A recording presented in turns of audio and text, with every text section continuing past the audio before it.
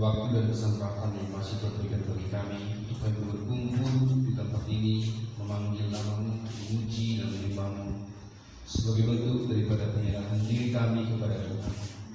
Terima kasih buat hari ini Tuhan, semoga kami akan belajar firman-Mu, berbicara kepada kami, urapi hamba-Mu, urapi kami semua, untuk kami boleh mengerti, menangkap, memahami dan melakukan kebenaran demi kebenaran firman Tuhan. Hidup kami Tuhan, hadirlah di dalam kami, lepaskan berkat-Mu, hikmat-Mu, kekuatan yang dari lepaskan hal ilahi bagi kami semua, sehingga kami menjadi umat Tuhan yang militan, menjadi umat Tuhan yang bawa dampak, membawa hal yang positif, hal yang baik bagi daerah yang bulan ini, bagi daerah Pulau Sama sendiri. Hidup kami bersyukur, kami siap dengan firman Tuhan dan melakukannya di hidup kami dalam nama Tuhan Yesus Kristus. Haleluya. Amin. Shalom Bapak Ibu. Shalom. Shalom. Shalom. Terima kasih buat namanya Bapak Pendeta Gibson Parhusi. Terima kasih buat Ibu. Terima kasih buat semua Tuhan, hamba-hamba Tuhan tempat ini yang telah memperkenankan kami boleh berbagi kebenaran firman Tuhan untuk menjadi renungan bagi kita masing-masing di dalam menghabiskan sisa-sisa waktu kita, itu selama kita di muka bumi ini. Perkenalkan, nama saya Pendeta Muda Mananta Mapea. Saya asli orang Kutaligi, namun oleh karena seizin Tuhan lebih kurang 25 tahun kami itu merantau oleh kedua orang tua saya ketika Benjahe, maka baru 8 tahun terakhir kami itu tinggal di Tombok di Pulau Samosir ini, oleh karena satu beban untuk membangun pekerjaan Tuhan atau pelayanan di Pulau Samosir ini. Kami dan keluarga tinggal di Tombok, namun kami mengembangkan itu pertanian sermayur di Pulau Samosir. Kalau Anda melihat informasi sekarang di media sosial, di TV Samosir, di beberapa televisi swasta, bagaimana Pulau Samosir itu bisa mengekspor sermayur sampai ke Taiwan, ke Korea. Nah, kita orangnya. Jadi kita orang kampung inilah pelaksananya. Kurang lebih 12 tahun kami sudah berdiri di Pulau Samosir, sambil menginjil, sambil melayani Tuhan, sambil memberikan kabar baik. Maka sambil kita melayani Tuhan, kita juga menbenahi pertanian di beberapa desa di Pulau Samosir. Salah satu yang menjadi basis daripada pertanian kita itu adalah Desa Tanjungan dan Desa Cipira. Itu merupakan basis utama kita sekarang sampai kepada Pandangan 1, Pandangan 2. Parkorian sudah mulai, Sidia sudah mulai, Rompur sudah mulai, Hari Rabu Putih ini hampir 7 kecamatan kita sekarang sudah pengembangan, yaitu maksimalnya di 3 tahun terakhir kita sudah mulai memberitakan Injil kebaikan Tuhan, bukan lagi hanya pada konsep dari mimbar saja, dari segi ayat-ayat yang diterangkan, tetapi kita sudah mulai melangkah pelan-pelan bagaimana kita menunjukkan kebaikan Tuhan itu, kemurahan Tuhan itu, berkat Tuhan itu ada di tanah Samosir melalui sermayur dan buah-buahan. Nah, pengembangannya itu sudah mulai maksimal, nanas juga sudah kita kembangkan, stroberi, ya, pokat, tiung, berbagai macam hal yang merupakan kebutuhan masyarakat Samosir itu sudah mulai kita kembangkan. Saya dengan Pak Pendeta ini sudah lama ketemu di pertemuan-pertemuan hamba Tuhan, tapi orang kota bilang hanya Pendeta Soekarno ketemu, tahu sama pendeta, shalom, Tuhan berkati, begitu aja. Namun akhir-akhir ini saya yakin ini merupakan bagian daripada kehendak Tuhan. Kita bersama-sama menggenapi apa yang menjadi rencana Tuhan, yaitu berkat kehidupan masa depan yang pasti. Nah, ini akan dimulai dari bulan. Amin. Istri saya mulai bulan juga, kan masih orang bulan ini. Istri saya mulai bulan juga, bulan Raja dari harian. Ibu saya juga mulai bulan asli dari Janji Marapot. Ada di sebelah Janji Marapot. Jadi kalau Anda tahu Janji Marapot di bawah SD itu ada namanya Pulau Pea. Di dalamnya itu ada rumah buah. Satu hamparan itu kurang lebih 35 hektar. Nah, itulah kampung saya, Pulau Pea. Jadi kalau di Pulau Pea itu orang dari Marapok tahu semua. Nah, itulah tempat kelahiran ibu saya. Ibu saya masih lahir di sana. Tapi karena zaman dia tidak punya SPKI dulu, maka orang tua saya mengungsi ke Dairi. Maka mereka dibesarkan di Singkawang. Namun ibu saya asli orang di Makassar, orang Nainggolan. Jadi satu hal di hati saya, salah satu yang menjadi beban untuk pengembangan pelayanan itu memang salah satu Nainggolan ini. Kita sudah lama berdoa, sudah bergumul, ya bagaimana supaya Nainggolan ini bisa mengalami kebaikan Tuhan. Bapak Ibu siap mengalami kebaikan Tuhan?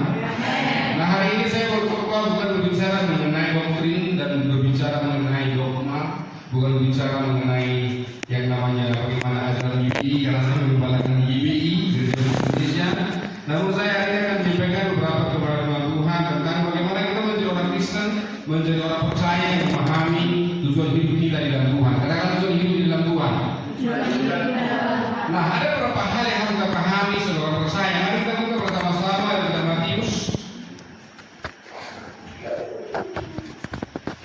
Matius yang keempat. Kita baca bersama-sama ayat yang ke-23 sampai dengan ayat yang ke-25. Berapa menit untuk saya Pak Faizal? Memang tadi kan jadi Bapak Pendeta ini untuk supaya melihat beberapa lokasi ya. Namun saya punya kebiasaan kalau memang itu lebih enak fokus melayani. Jadi kami putuskan sengaja tidak diberitahu waktunya biar full sepenuhnya memberikan ini, amin. Masalah konsep yang lainnya besok pasti eksekusi. Baik, mari kita baca bersama-sama Matius yang keempat ayat 23 sampai dengan ayat yang ke-25. Kita baca 1, 2, 3. Dari bab Yesus mengajar menyembuhkan banyak orang. Yesus itu berkeliling di seluruh Galilea, ia mengajar dalam rumah-rumah ibadah dan menginjil dan Allah serta menyenangkan segala penyakit dan kelemahan di antara bangsa itu. Maka siapkan mereka tentang dia di seluruh Syria dan dibawanya kepadanya semua orang yang buruk darahnya, yang begitu berbagai penyakit yang sengsara, yang kerasukan, yang sakit ayam dan yang lumpuh. Lalu Yesus menyembuhkan mereka. Maka orang banyak berbondong-bondong di dia. Mereka datang dari Galilea, dari Dekapolis, dari Yerusalem, dari Yudea dan dari seberang Yordan. Yesus juga kami. Yesus berkata, Yesus menerangkan, mengajarkan, memberikan contoh hidup, memberikan teladan kepada kita para muridnya, yaitu bagaimana dia hidup selama di muka bumi ini. Yesus mengajar dan menyembuhkan banyak orang serta melenyapkan segala kelemahan dan penyakit di antara bangsa ini. Sekali lagi garis bawahi pada ayat 3, Yesus pun berkeliling di seluruh Galilea, ia mengajar dalam rumah-rumah ibadah dan memberitakan Injil dan Allah serta melenyapkan segala penyakit dan kelemahan di antara bangsa ini. Ada dua hal yang harus kita perhatikan dan yang harus kita selesaikan dalam kehidupan kita dan dalam kehidupan orang-orang sekeliling kita. Yaitu yang pertama, Injil kerajaan surga, yaitu kasih Tuhan, pemberitaan tentang kabar baik, pemberitaan tentang Yesus adalah Maha Pengasih, pemberitaan tentang Yesus itu adalah Tuhan segala Tuhan, pemberitaan Yesus itu adalah penyembuh.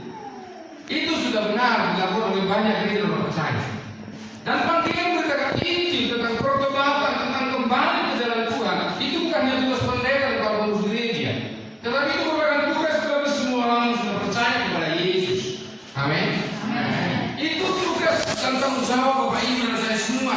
Begitu kita mendengar Yesus adalah Tuhan, Dia adalah Raja segala raja, Dia penyembuh, Dia Tuhan satu-satunya yang harus dipuji dan disembah, maka berita itu wajib diberitakan kepada semua orang, mulai anak sekolah minggu, muda-mudi remaja, sampai kepada orang tua, sampai kepada semua orang-orang sebanyak mungkin yang bisa kita jangkau melalui kita pribadi dan pribadi. Artinya kita harus punya kontribusi, punya kesempatan untuk memberitakan kabar baik. Makanya selalu saya katakan kepada para kawan hamba Tuhan, kepada para kawan pendeta, pertanian, semua yang kita gagal, ini hanya media, ini hanya sebuah alat, ini hanya alat mempersatu agar kita bisa memberitakan Injil dengan leluasa dan tidak kekurangan dana. Nah, ujung-ujung dari semua program itu hanya sebuah hal, bagaimana supaya kebangunan rohani itu boleh terjadi atas Pulau Samosir. Amin. Amin. Kalau selama ini gereja Pentakosta, gereja karismatik hanya dikenal bisa hanya berdoa dan menyembuhkan sakit penyakit yang kerasukan setan. Nah, di tahun 2020 ini ke depan, maka pendeta-pendeta Pentakosta, pendeta-pendeta di gereja karismatik karismatik, umat Tuhan di gereja Pentakosta, mereka bukan hanya menyembuhkan orang, tetapi bisa juga membawa kehidupan ekonomi dan membawa pemulihan bagi banyak orang. Ingat, Yesus topik daripada pelayanan juga besar saja. Dia menyembuhkan yang sakit, yes. Dia membuat orang gila sembuh, itu betul. Tapi jangan lupa itu lagi. Setiap Yesus pulang berkhotbah, selesai berkhotbah, selalu ditutup makan roti, makan ikan, dan selalu sisa 12 babi. Itu jelas dari kita. Alkitab selalu mencatat, maka dari 2.000, dari 3.000, dari 5.000 dia terhitung anak-anak, maka mereka semuanya kenyang makan roti, makan ikan, bahkan sisa 12 bakul. Kenapa sisa 12 bakul? Karena nggak ada orang Batak di sana. Kalau orang Batak dibungkusin semua. Kira-kira begitu bercanda saja. Artinya apa? Ada kelimpahan makanan minuman. Kalau Yesus datang membawa kesembuhan, Yesus datang membawa pemulihan jiwa, pemulihan mental, tapi jangan dilupakan orang percaya, Yesus juga datang membawa pemulihan ekonomi, makanan minuman. Dan tugas itu adalah tugas bagian Bapak Ibu saya semua yang ada di tempat ini. Sahabat hidup ini sudah sangat banyak generasi muda. Ini adalah panggilan bagi semua, bukan hanya bagi pendeta. Kita membawa dia kesembuhan, jiwanya disembuhkan, fisiknya pun yang sakit disembuhkan, tapi kantongnya juga disembuhkan. Amin.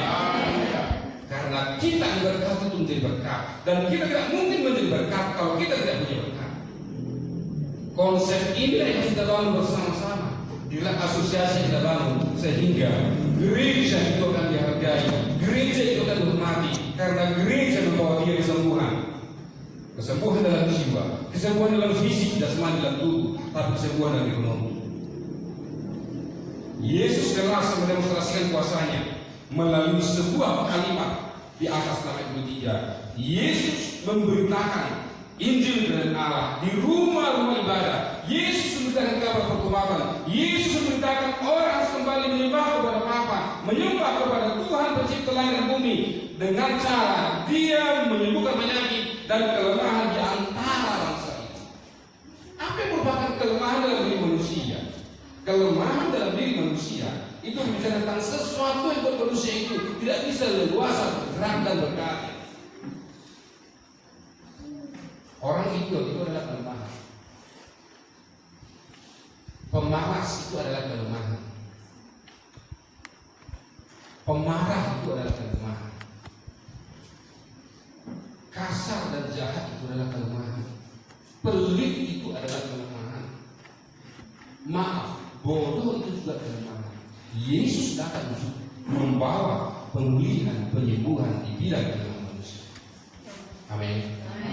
Artinya oleh iman percaya kita kepada Yesus Kristus, kita mendapat kasih karunia, kita memperoleh pemaafan dari surga, kita memperoleh pengampunan dosa, kita memperoleh akses yang baru dengan Tuhan, kita memperoleh hubungan yang baru dengan Tuhan, di mana kita dikasih hati yang baru, pikiran yang baru, batin yang baru, dan diam di hati kita.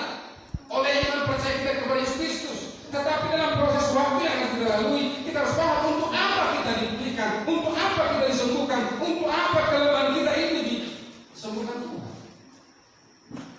Tujuannya adalah supaya semua orang pada akhirnya datang kepada Yesus sebagai kita. Tadi saya katakan sebanyak mungkin orang-orang yang datang menyembah kepada Yesus melalui kita. Kita punya yang namanya kelebihan masing-masing di mata Tuhan. Ada jiwa-jiwa yang tidak bisa saya menangkan, memang harus Anda menangkannya. Itu konsep kebenaran firman Tuhan. Ada seseorang yang bagaimanapun cara menyebabkannya tidak bisa dengan harus Anda harus tahu. Amin Bapak Ibu. Amin. Jadi Bapak Ibu, mari kita sadari kita punya potensi, kita punya kemampuan, kita punya kasih karunia yang berbeda-beda. Bahwasanya kehidupan kita ini akan Tuhan pakai untuk membawa jiwa kepada Yesus Kristus. Melalui apa? Melalui apa yang ada pada kita. Karena jelas Yesus datang untuk memberikan yang namanya perubahan dalam segala hal, menyembuhkan segala penyakit, menyembuhkan segala kelemahan dalam diri manusia, termasuk masyarakat bersama sendiri. Mari lanjut ayat depan, Matius yang selanjutnya. Bagaimana realisasinya kepada para murid? Mungkin Anda berkata, itu kan hanya Yesus. Bagaimana yang murid? Kita lihat Matius yang ke-10. Matius yang 10 ayat pertama sampai dengan ayat ke-10.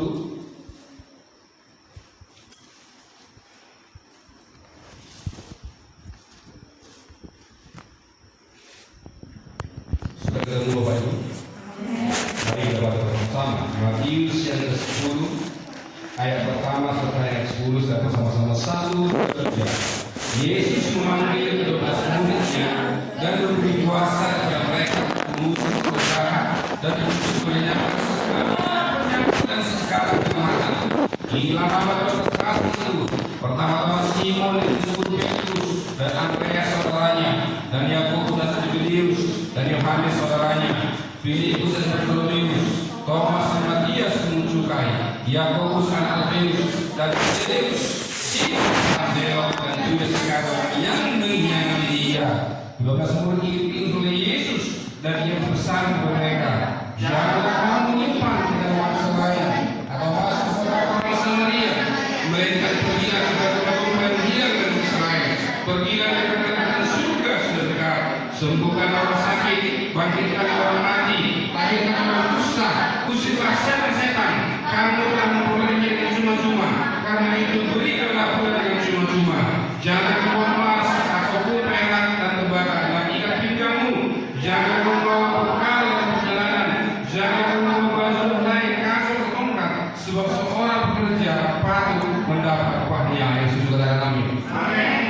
Yesus mendemonstrasikan kuasanya melalui mujizat kesembuhan, melalui pemulihan dalam diri manusia. Tetapi setelah Yesus melakukannya di akhir daripada perintah Yesus, maka Yesus itu memberikan kuasa itu kepada para murid, memberikan wewenang itu kepada para murid, memberikan otoritas itu kepada para murid. Yesus itu memberikan yang namanya kuasa itu secara penuh kepada para murid. 12 murid itu merupakan bagian daripada perpanjangan tangan Tuhan Yesus untuk melakukan doa kesembuhan, mengusir roh jahat demi nama Yesus Kristus, menyelamatkan penyakit, bahkan membangkitkan orang mati. 12 rasul itu sudah dihafal, apalagi anak sekolah minggu itu sering dinyanyikan lagunya 12 murid Yesus. Dari 12 murid Yesus itu maka pertama-tama pelaku mujizat kesembuhan hingga sampai di bulan. Saya percaya Bapak Ibu yang ada tempat ini boleh beribadah karena Anda percaya Yesus. Masalah proses penyempurnaan iman itu adalah proses waktu. Namun satu hal kita ada pemulihan satu hal, karena kita masih percaya Yesus, karena kita ini masih rindu dekat dengan Tuhan Yesus. Amin. 12 rasul itu adalah pelaku mujizat, pelaku kesembuhan.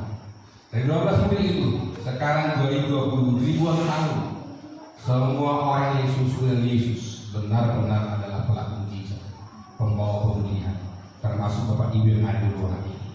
Kitalah pelaku mujizat itu, kitalah pelaku kesembuhan itu. Mungkin berkata, saya belum pernah mengusir roh jahat, saya belum pernah memudahkan orang-orang itu sembuh, saya belum pernah melakukan yang namanya mengusir setan dan pergi. Nah, ini waktunya Bapak Ibu kita semuanya menyadari bahwa kuasa itu diberikan dan diperuntukkan untuk kita yang percaya kepada Yesus Kristus. Ambil wewenang itu, ambil otoritas itu di dalam diri kita, dalam ucapan kita, di dalam penumpangatan kita, di dalam doa-doa kita. Oleh iman percaya kepada Yesus Kristus, maka setan itu pergi, roh jahat itu pergi, sakit penyakit sembuh dalam nama Yesus. Kami mengembalakan di dalam gereja di 5 kecamatan di Pulau Samosir. Di Tomong itu di Pelabuhan Moko, di Tanjungan itu di pedalaman dekat dari Lakona. Di Sipira itu di permukiman baru di Pia Bintang, itu gereja pertama di Sipira. Makanya di sana kita bangun basis pertanian kita. Di Jati Marapa kita punya poski di atas. Di Selika kita punya gereja. Di Pamururan, GBI Pamururan Koladenan itu adalah pembisnya kita. 8 gereja kita bangun dalam tempo singkat, dalam tempo 8 tahun. Satu gereja 1 tahun. Dan 8 gereja itu berdiri karena mujizat kesembuhan. Tanda-tanda ajaib di bawah. Tetapi Bapak Ibu dikasih Tuhan, kekristenan tidak berhenti pada kesembuhan dan mujizat secara fisik saja. Penggerak roda daripada penginjilan itu adalah membutuhkan dana yang besar. Ketika kami sudah melayani dalam karunia kesembuhan, karunia manifestasi kuasa Roh Kudus, Maka di akhir daripada 8 tahun dan 9-10 tahun terakhir, kami lebih memfokuskan lagi kepada satu tambahan pelayanan. Itu kami lebih mendorong kepada bagaimana sektor ekonomi itu boleh dialami oleh semua jemaat. Dan bukan hanya orang ini, tetapi semua orang-orang percaya, para hamba Tuhan yang mau sehat pikiran kita mulai ayat kita rangkum. Hampir semua organisasi gereja, kecuali HKBP dan Katolik karena aturannya sangat baku. Walaupun banyak yang gabung dengan kita, tapi jemaatnya, pengurus gerejanya itu tidak banyak, yang sedikit. Namun kita lebih fokuskan bagaimana kita bersama-sama melakukan penginjilan pelayanan, melakukan yang namanya program Injil yang benar, dan didasari dari sebuah kekuatan ekonomi yang benar. Seringnya terjadi kegagalan dalam pelayanan gereja karena orang percaya kurang memahami hal ini, yaitu gereja bukan hanya dipanggil untuk membawa kesembuhan, mujizat, mengusir roh jahat, tapi gereja juga dipanggil untuk membawa kelimpahan hal keuangan ekonomi. Amin Bapak Ibu. Jangan dikatakan itu tugas bupati. Ya ada wewenang mereka, tapi ada juga tugas kita. Jangan dikatakan itu tugas sama, tugas kepala desa. Jangan dikatakan itu tugas saja ekonomi. Yesus datang membawa perubahan dalam segala hal. Yesus datang membawa pemulihan dalam segala hal. Para murid juga diperlengkapi dengan hal itu. Maka Yesus memberikan sebuah jaminan bahwa apabila kita percaya kepada Yesus, kita melayani Dia, kita pergi dengan kabar baik, didasari dari kasih yang tulus, kasih yang murni, maka mukjizat kesembuhan itu akan terjadi. Perubahan itu pasti bisa kita kerjakan. Makanya itu dengan sebuah kalimat, janganlah kamu membawa bekal dalam perjalanan, janganlah kamu membawa baju helai, janganlah kamu membawa emas atau perak, sebab pekerja patut mendapat upahnya. Artinya apa? Ada jaminan yang pasti, ada upah yang pasti, ada akumulasi keuntungan yang pasti dari surga, dari Yesus, bukan dari pendeta, bukan dari organisasi gereja, bukan dari pengurus gereja, tetapi upah Bapak Ibu dan saya itu jelas dari surga. Amin. Amin. Yesus berkata kepada Petrus, Yesus berkata kepada murid yang lain ketika mereka bertanya, Guru, kami sudah melayani Engkau bertahun-tahun, kami sudah melayani Engkau bertahun-tahun, apakah upah kami? Yesus berkata berulang-ulang, Matius, Markus, Lukas, Yohanes sudah berkata, barang siapa yang mengikut aku, barang siapa mendengar Injil kerajaan surga, barang siapa mendengar nama Yesus Kristus kepada semua orang, dia meninggalkan ayah dan ibunya, maka dia akan mendapat 100 kali lipat. Artinya apa? Ada jaminan yang pasti dari surga, dari Tuhan. Amin Bapak Ibu. Amin. Jangan takut meluangkan waktu berdoa seperti ini. Baik secara pribadi, jangan takut meluangkan uang biaya keuntungan usaha Anda untuk pemulihan pekerjaan Tuhan. Kami sudah membangun gereja itu 15 ini. Dari relasi terjadinya dari uang pribadi. Tapi justru semakin kita tulus di dalam membangun pekerjaan Tuhan, maka semakin cepat Tuhan menyertai memberkati kita. Semakin Anda peliti untuk pekerjaan Tuhan, semakin keras anugerah, pintu kasih karunia, pintu kelimpahan itu lambat datang. Tapi semakin Anda berani habis-habisan untuk pekerjaan Tuhan karena dorongan iman. Jangan karena seperti nikam togel, pasal 1000 dapat 10.000 2 angka, pasal 1000 dapat 3 angka 4.000. Jangan begitu hitungannya. Kita memberi karena kita beriman, karena kita percaya ini adalah perintah Tuhan. Kita lakukan dengan kasih, kita lakukan dengan iman, kita lakukan dengan kerinduan, kita lakukan dengan sebuah sikap karena kita menghormati Tuhan pencipta kita. Itu langkah iman. Paulus berkata, segala sesuatu yang dilakukan tanpa iman itu dosa.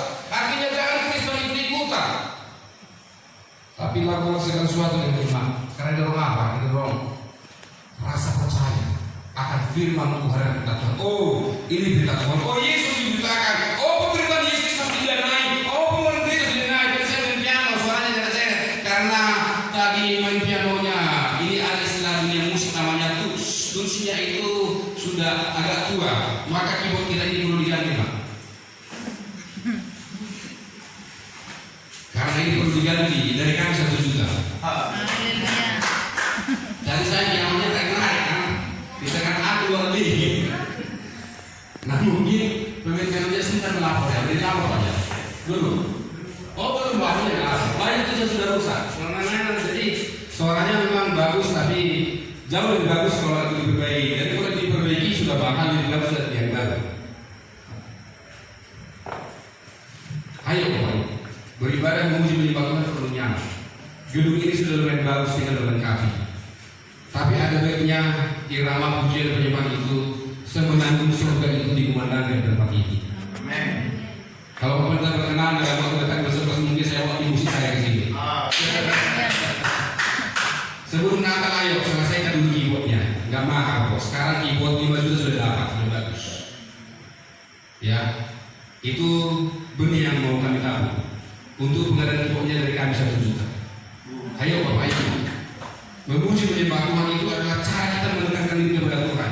Korban itu hanya mengajar kita jalan-jalan Tuhan, tapi doa pujian penyembahan itu memberi kita mendekat. Amin. Amin. Bedakan itu. Khotbah itu mengajar kita jalan-jalan Tuhan, tapi doa pujian penyembahan Mazmur itu membawa kita mendekat, melekat dengan Tuhan. Anda hanya mendengar atau melekat? Dua-duanya. Dengar dulu, baru mendekat. Dua-duanya, apakah terjadi kesempurnaan iman? Dan jangan anggap pujian penyembahan itu adalah iklan sebelum khotbah dimulai. Doa pujian penyembahan itu adalah cara kita melekat dengan Tuhan, cara kita mendekat. Sementara khotbah itu hanya mengajar kita tentang jalan-jalan Tuhan. Jadi dua-duanya harus digabung. Bagaimana supaya ibadah ini bagus? Saya melihat drama sudah lumayan, baju sudah lumayan, tinggal ini masalahnya. Kalau tadi keyboardnya pas, tadi saya pencet sudah 4 bermasalah. Kalau keyboardnya pas, wah itu nadanya lebih luar biasa lagi. Dengannya lebih enak. Anda siap? Ayo, jangan beli untuk Tuhan.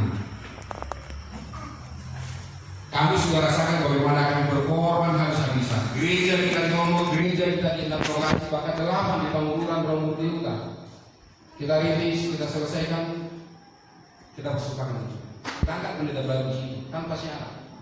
Gereja di Kaban Jaya kami bidangkan ke 12 gedung permanen dan asbes.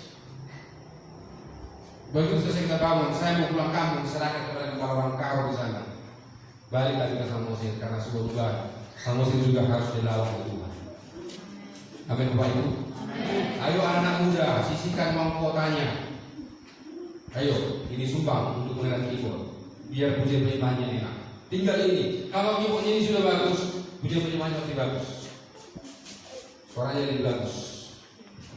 Karena kenapa? Semakin hadirat Tuhan menimpa kita, secara otomatis berkatnya, kemurahannya akan menyertai kehidupan kita. Dosa itu artinya jauh dari hadirat Tuhan. Dosa itu artinya melenceng dari tujuan yang tertentukan. Kenapa seorang melenceng? Kenapa seorang menyimpang? Kenapa seorang beralih dari sasaran yang tertentukan? Karena dia itu tidak terkoneksi dengan Tuhan. Karena dia sudah tidak ada lagi di hadirat Tuhan. Karena dia sudah tidak lagi melekat dengan Tuhan. Jadi kita harus membawa diri kita semakin hari semakin dekat dan semakin melekat dengan Tuhan. Salah satunya perhatikan ibadah-ibadah kita dan perhatikan persembahan-persembahan kita. Amin Bapak Ibu. Ya, kalau Anda paham, kalau kita betul-betul melakukan itu, ketahui baik, upah ada besar di surga. Tuhan tidak mau kita harus menjadi gembala kita. Tuhan tidak mau kita harus menjadi dosen di sekolah kita, tapi kita bisa setara dengan dosen, setara dengan pendeta, karena kasih kita kepada Tuhan. Di mana-mana kita itu memberitakan kebaikan Tuhan melalui usaha pekerjaan kita, melalui perkataan kita, melalui doa-doa kita, kita bisa mengikuti jejak gembala kita. Amin Bapak Ibu. Jangan dijadikan gereja itu adalah sebuah tempat seperti yang saya katakan tadi, hanya menunggu bagaimana supaya kita itu bisa diberkati secara finansial. Tetapi mari kita jadikan ibadah, kita jadikan gereja, kita jadikan perkumpulan Kristen ini menjadi sebuah tempat berjejaring. Bagaimana kita bisa cepat memberitakan Injil dengan baik dan benar. Caranya bagaimana?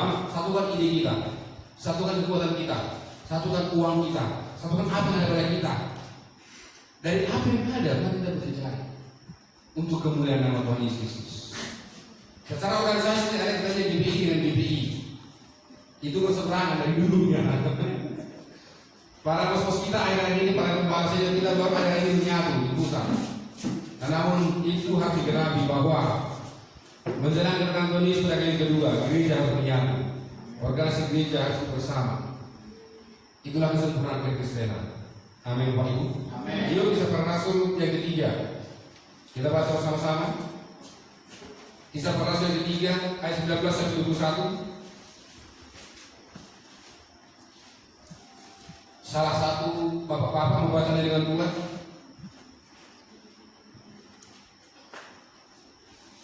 Ini harus kita pahami. Kisah Para Rasul yang ketiga ayat 19 sampai 21. Demikian firman Tuhan. Karena itu sadarlah dan bertobatlah supaya dosamu dihapuskan, agar Tuhan mendatangkan waktu kelegaan dan mengutus Yesus yang dari semula diuntukkan bagi sebagai Kristus. Kristus itu harus tinggal di surga sampai waktu pemulihan segala sesuatu, seperti yang difirmankan Allah dengan terang-terang nabi-nabinya yang kudus di zaman dahulu. Jelas apa ini? Sadarlah dan bertobat. Bertobat itu artinya kembali kepada Tuhan, kembali ke jalan Tuhan, kembali ke hadirat Tuhan, kembali kepada rancangan Tuhan. Jadi bertobat itu bukan merokok 2 bungkus, tiba-tiba dikasih bungkus disebut bertobat. Yang biasanya minum 2 atau tengko, tinggal 2 gelas lagi, maka disebut bertobat.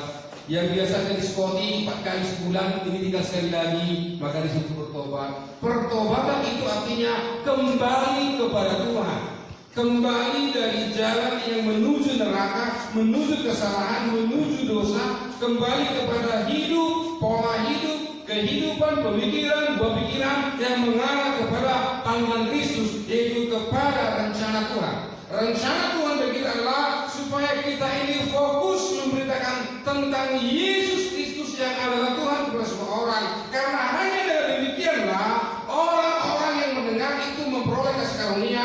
Hanya dengan demikianlah orang-orang yang menentang Yesus itu mereka mendapatkan pendosa dan mereka akan dipulihkan. Amin. Amin. Kita sudah sadar bahwa hari ini kita sedang berada dalam sebuah zaman yang mencekam karena virus corona.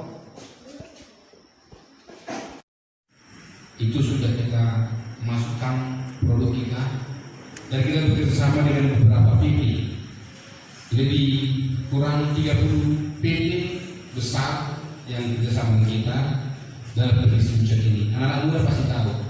Nah, jadi pola sayur mayur yang kita dagangkan ke Kalimantan keseluruhan, ke Bali, Jakarta Pusat. Nah, pemegang pasar terbesar di Jakarta Pusat itu adalah mitra kita, Pak Haji. Itu sudah dari rumah kita, sudah di Tomo. Januari kemarin kita ngopi bareng karena dia penasaran. Kok enak kali kalau kalian, kok enak kali sepertinya. Aku mau ke kebunnya. Itu kos terbesar di Jakarta Pusat, sama ini. Nah, sehingga pasar-pasar yang kita masuk itu adalah pasar-pasar yang mall dan plaza. Careful. Bukan seperti di pasar tradisional. Kita hanya menjual produk kita di pasar tradisional di Pulau Samosir. Di luar Pulau Samosir semuanya ke mall, ke plaza, ke Carrefour, ke pusat-pusat besar. Nah, maka untuk itu Bapak Ibu, kalau kita menghitung dari jumlah, seperti sekarang kami itu memiliki kuota atau target per bulannya itu 1.300 ton. 1.300 ton itu membutuhkan lahan lebih kurang 100 hektar. Panen tiap bulan. Nah, kalau 100 hektar ini kita kerjakan bersama, sementara kami punya lahan yang sudah tertanam keseluruhan pun masih ada 20 hektar, masih ada 80 hektar selisihnya yang belum tertanam untuk memenuhi kuota ini. Saya berpikir ada baiknya kita ini menjadi berkat, kita bagilah kepada gereja. Salah satu gereja yang sudah menampung program ini itu adalah pendeta Pak Sapiyuto di PDI, ketua wilayah PDI Samosir. Kalau Anda ke pengasihan, Anda boleh melihat di sana kolnya besar-besar. Kalau ada Pak Bupati Bupati di situ. Ada beberapa gereja sudah kita ganti, tetapi pemahaman kita membangun sebuah jemaat, membangun sebuah pelayanan, belum semua rela berkorban, belum semua rela capek, belum rela semuanya berharga. Maka salah satu yang memberi perhatian itu adalah Pak Pendeta Kimson Parusi bersama dengan tulang saya Pak Ison Benderaja. Nah, maka untuk itu inilah yang perlu kita bahas. Kalau ada pertanyaan silahkan ditanya. Konsep yang kita bangun adalah kita sudah membangun resmi asosiasi badan usaha koperasi tani. Namanya Samosir Kasih Sinergi. Yang bergerak dimulai dari sektor kopi. Kopi kita itu ke Taiwan, Bapak. Jadi kopi kita itu sudah menembus pasar Taiwan. Beberapa kali kita kirim kemarin di acara itu juga keluarga dari sana. Kalau kita itu ke Taiwan. Nah begitu juga kalau kita itu ke Taiwan, workernya itu ke Korea Selatan, Singapura, Malaysia, dan beberapa negara lainnya. Nah, kalau ini dikerjakan oleh anak Tuhan, betapa luar biasanya keberhasilan ekonomi yang akan kita capai ke depan. Karena kenapa? Jujur, kalau kita mau jujur, sampai yang sekarang begitu anak-anak kita SMA, tamat kuliah, selalu menyambung hidup di luar daerah. Tolong makan, tolong makan. Termasuk hamil pindah sama seluruh negeri tahun 90-an, nasab tahu memang dulu kan. Anong pipis ang nagalgal, pinag-ubis galo. Anong pimanok sa pinagalgal, pinag-ubis galo. Anong sa pinahan, oro-oro sudi. Sehingga kita bihang sama seorang na sini bermudu atau berbuat. Utung bisa sana apa omak. Nekat iman kanini melangkah dengan iman sambil nekat. Hidup pengetahuan sehingga boleh memahami menjadi dewasa juga menjahit dan belajar kebutuhannya 25 tahun. Jadi perkembangan pertanian mulai dari nol sampai beruntung ke era modern. Saya adalah saksi mata di belakang. Saya belajar dari para petani karo, para petani Jerman dan Belanda yang merupakan di sana dengan basis studi. Jadi di Gabah Jahil kita mengembangkan ini dan PD kita karena kita justru ekspor kita masih PD Gabah Jahil Indonesia. Karena kita masuk kepada PD, pada PD Numpang, aku apa enggak? Kalau ini lebih PD itu, asingnya aslinya berjalan ada nekat sih. Buat kopi tidak basis PD nekat, sehingga produk itu oke, harga macam-macam. Nah, sekarang kita bangun sebuah asosiasi. Di dalam asosiasi ada yang hal pertama, bahwa ada semua di halaman tabina, maka tak ajari mulai pembibitan, baik kopi, baik wortel, seperti merah tentang kita akan kirim tenaga ahli secara gratis. Asal bui belum syarat target bu pasar naur ini luar kota bahkan luar negeri. Alana kalau sekarang di Taiwan, Singapura, Korea itu khusus contoh wortel ke Korea Selatan yang bisa masuk itu timbangannya 2,4 ons satu biji. Kubelian mana? Belian impor. Di tahun ini mana tanah Indonesia hampir dari bulan sisa kirim. Nah, jadi tentunya untuk produk yang besar tentunya perawatannya harus khusus. Soalnya hampir 6 tahun terakhir bahwa pasar lingkungan, pasar Menanggundu, pasar Udah toh hampir habis menggunakan pasar. Jadi mereka mulai kalau serupuji berlebihan mungkin ada sebagian muara dan lain. Kalian 6 tahun terakhir sampai tobat hampir kita mensuplai pasar itu. Masalahnya di lapangan, ini kami pemaparannya share. Kalau akan membuat itu enggak ada lagi juga. Apa yang murah? Juta mata baik mulai hamba Tuhan, berkah menjadi berkah. Kan bisa memperhatikan itu dengan harga mahal sehingga macet di lapangan, pasang macet. Anda bertahan harga. Nah, rencana tahun depan kita akan kasih harga murah. Nah, ada baiknya on dikerjakan oleh anak Tuhan. Nah, masalah pendidikan pendampingan kita akan bantu. Kita akan dampingi Bapak Ibu sih datang lahan yang tidak lahan menyewa tidak apa-apa. Nah, kalau Anda punya modal, kita kerjakan dari apa yang ada dulu. Kalau Anda mau modal bahkan dari koperasi kita itu punya seluruh lembah atau jam lembah, kita bisa menggunakan 25 juta sampai yang 200 juta. Koperasi kita bukan pinjam, tetapi kita adalah produksi dan pemasaran. Namun kita bisa membantu pengadaan dana melalui standar kur. Tak boleh terukurkan. Kalau nggak pisau, nah itulah begini kita harus pinjam. Kita bisa jamin kur Anda ke sebuah bank dengan tanda tangan, dengan jaminan, dengan pasar, karena sudah kontrak dengan beberapa perusahaan. Pimpinan kur se-Indonesia itu sudah dari rumah kita. Pak Joshua namanya. Itulah penentu daripada pinjaman kur se-Indonesia dari Jakarta Pusat. Pimpinan kur daripada Bank Mandiri. Kita sekarang Bank Mandiri untuk tak sekarang. Nah, rekening bersama operasi kita di Bank Mandiri. Rekan-rekan kita tergabung di sini semuanya kita arahkan ke sana. Pimpinan se-Indonesia sudah dari luar kita, bahkan sudah menjadi semua titik-titik kebun kita yang sedang produksi. Ya, termasuk Sumatera Utara itu sudah dari kebun kita pimpinannya. Jadi tidak ada lagi batasan dalam program ini, tergantung kesiapan Anda. Sedikit agak capek, sedikit agak lelah, sedikit agak ya kembalilah menjadi petani serius. Jangan lagi ada malas-malas karena kita itu ada tertib. Jam setengah 8 sudah on semua cara kerjanya biar mencapai target. Jam kerja kita itu 8 jam per hari itu dikejar. Intinya Bapak Ibu akan kita didik, kita bina di samping saya karena nanti hanya turun secara gratis. Nah setelah Anda itu punya panen, maka panen Anda itu dijamin pasar. Enggak ada istilah yang laku. Ada kontrak harga yang perlu ditandatangani. Semua harga itu terarah dan pasti dari harga termurah pun ada sudah beruntung. Contoh itu kayak sayur putih kita harga termurahnya itu 1.000, harga beli beda mana?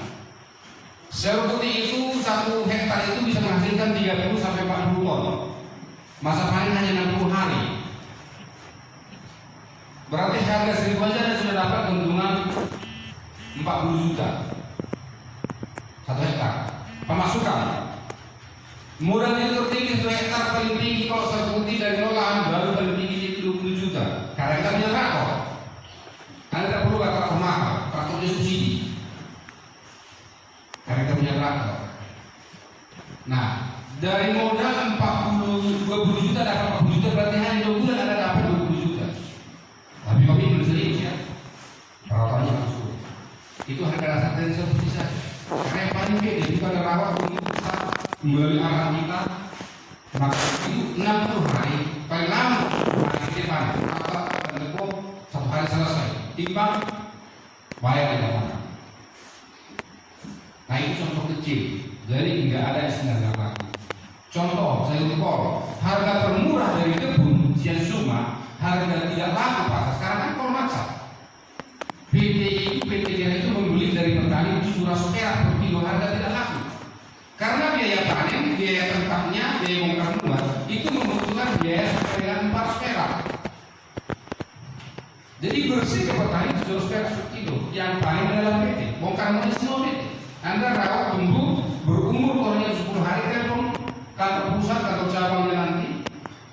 Kita ada yang grup atau di luar grup, maka tim pemanen turun seperti ke penasehat, seperti ke lokasi kita sekarang. Nah, kol itu 1 hektar 40 sampai dengan 50 ton per hektar.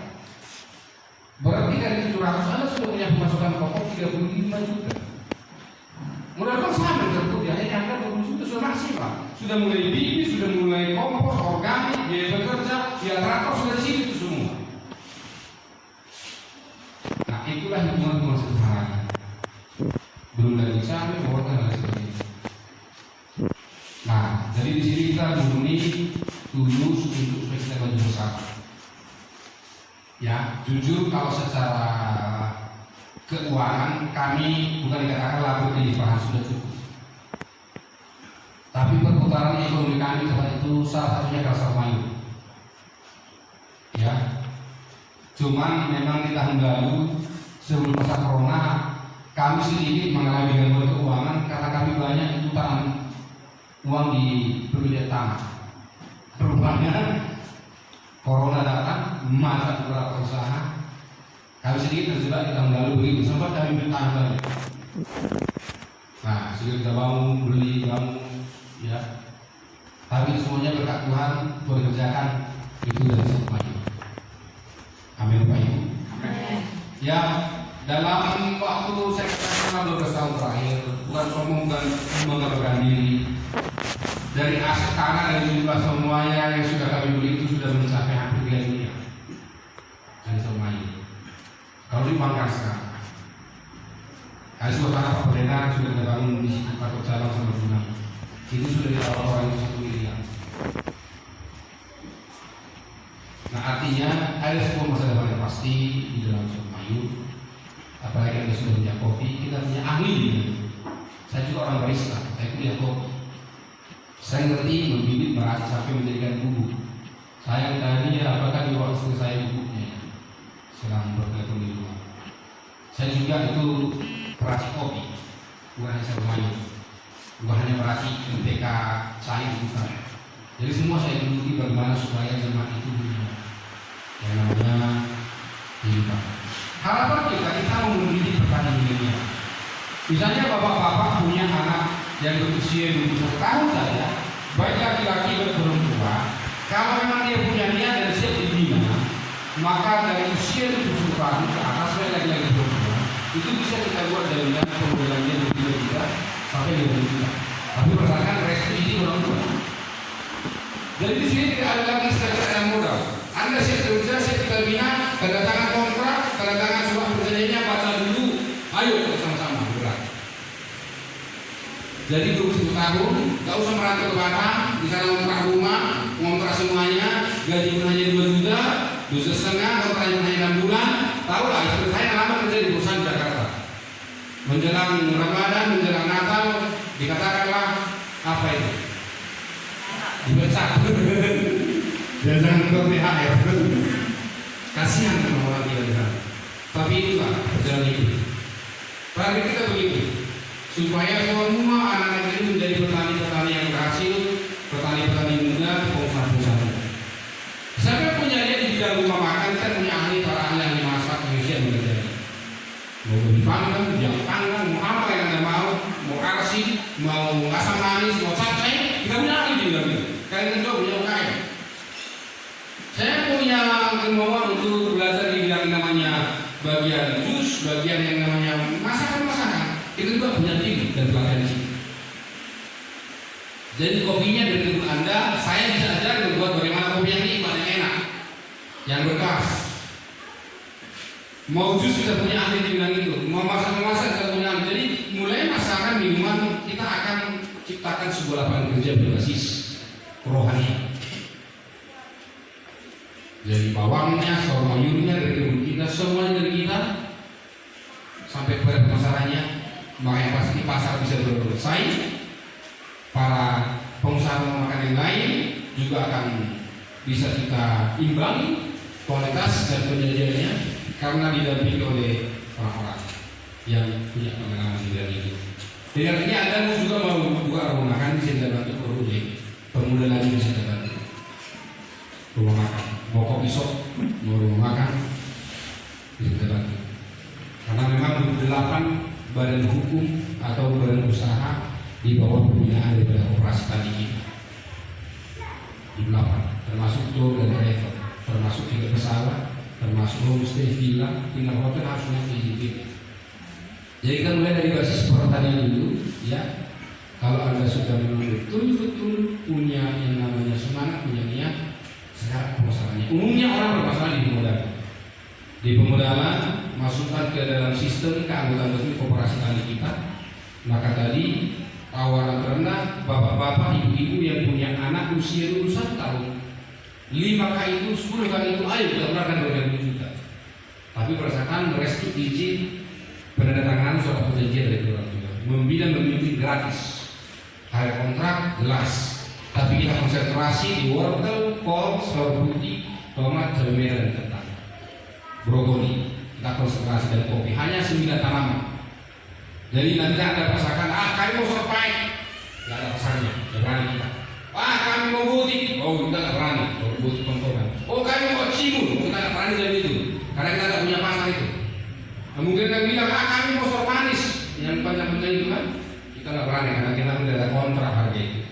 Tapi kalau wortel, kopi, kentang, sayur putih, kolnya, brokoli, bunga kol, kita punya pasar dan tomat dan jadi. Mungkin ada berkata, aku mau turun umum. Maaf tidak terima karena kita tidak punya pasar di sini. Nanti bangkrut kita. Nah, ada lagi mau, kami mau harus nila dan jumbo. Ya jumbo kita tidak punya pasar. Nanti kalau makan kita bilang, itu di apa di obat. Ada jus yang tadi, kopi, wortel, kol, sayur putih, kentang, tomat, cabai rawit, cabai merah. Itu dan sawi itu. Kalau lebih bisa bilang komoditi yang berani kita jamin pasarannya berapa ribu ton pun. Karena memang PT-PT di balik kita itu sudah menunggu, justru sekarang barang kita yang kurang. Salah satu contoh kopi kita dari Taiwan itu minta 18 ton satu bulan. Dari mana kopinya? Harganya lumayan bagus, $, bukan $. Nah, tapi butuh pembinaan.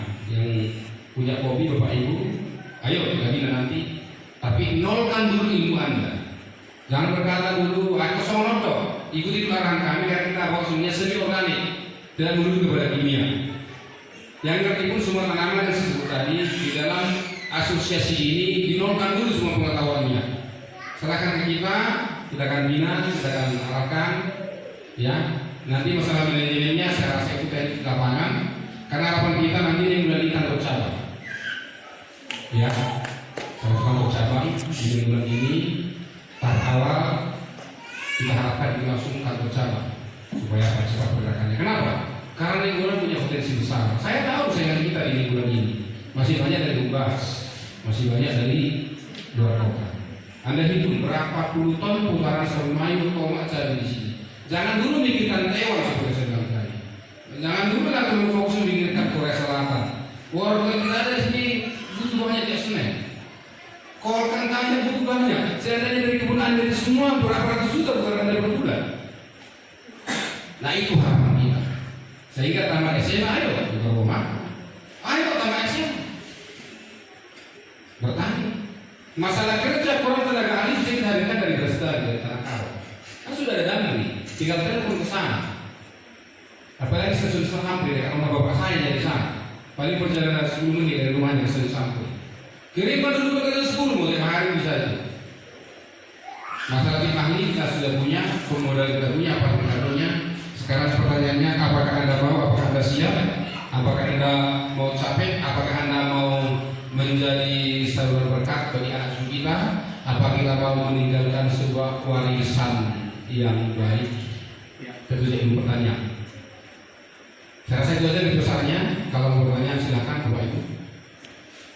Baik, langsung kalau suku pun asal apa kita.